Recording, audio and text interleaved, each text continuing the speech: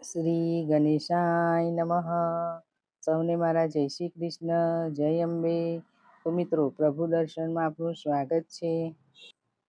તો મિત્રો, આજના વિડીયોમાં આપણે નવરાત્રિના પ્રથમ દિવસ માં શૈલપુત્રીની વ્રત કથા અને મહિમા સાંભળીશું. ધર્મગ્રંથો પ્રમાણે નવરાત્રિ માં દુર્ગા માં અંબાને સમર્પિત છે. નવરાત્રિના 9 દિવસ માતાના 9 સ્વરૂપની પૂજા કરવામાં આવે છે. માતાના દરેક સ્વરૂપની પૂજા અર્ચના કરવાથી આપના પર માતાની કૃપા બની રહે છે અને માતા પ્રસન્ન થઈને દરેક મનોકામના પૂર્ણ કરે છે. નવરાત્રિમાં દેવી જગતજનની માં અંબાના સ્વરૂપની પૂજા, જપ, તપ અને વ્રત કરવાથી માતા સદાય પ્રસન્ન રહે છે. વંદે વાંચિત લાભાય ચંદ્રાર્ધકૃત શેખરામ વૃષારૂઢામ સુલધરામ શૈલપુત્રીમ યશસ્વિનમ. શૈલપુત્રી યશસ્વિનમ. હે મા ભગવતી, આપ સમસ્ત મનુષ્યને મનોવાંછિત લાભ અને ફળ આપનારા છો. તમે વૃષભ પર બિરાજમાન થઈ ત્રિશૂળ અને કમળ ધારણ કરો છો. તમારા ભાલમાં દિવ્ય તેજ સમાન ચંદ્રમાને ધારણ કરેલો છે. હે મા શૈલપુત્રી, તમે યશસ્વિની છો.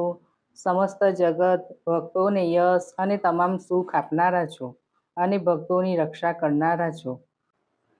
નવરાત્રિનો પ્રથમ દિવસ માં શૈલપુત્રીને સમર્પિત છે.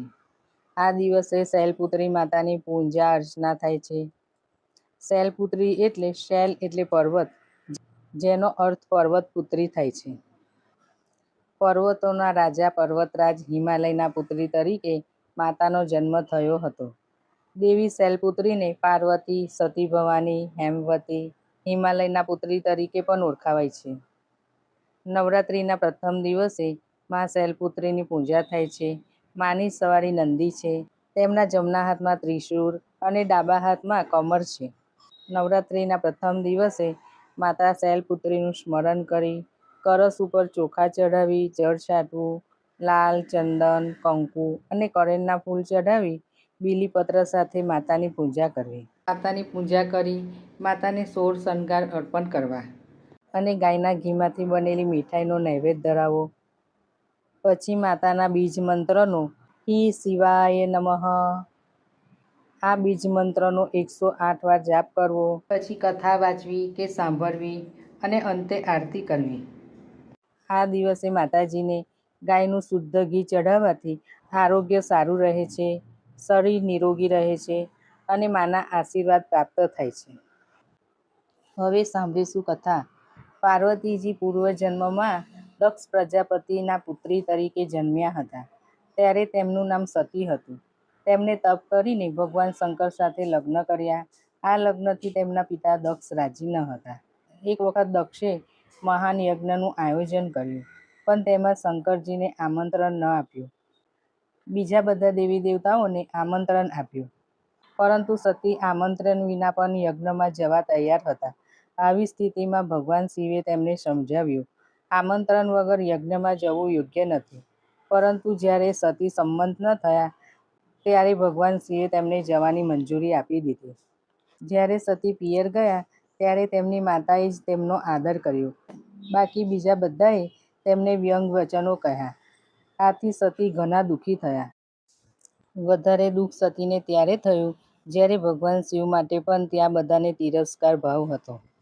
આથી સતી આ બધું સહન ન કરી શક્યા અને ક્રોધમાં આવી ગયા અને પોતે અહીં આવી અપરાધ કર્યો છે એ અપરાધ ભાવમાં યજ્ઞમાં કૂદી પ્રાણ ત્યાગી દીધા.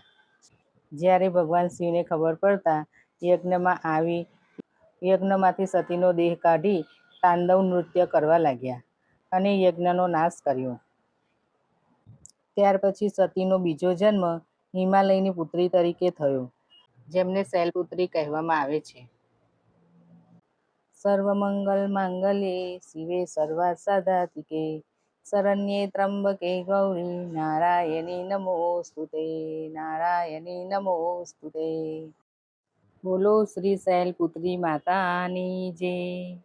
બોલો શ્રી જગતજનની માં અંબાની જય. તો મિત્રો, તમને આ મારો વિડીયો પસંદ આવ્યો હોય તો લાઈક શેર જરૂર કરજો. સૌને મારા જય શ્રી કૃષ્ણ.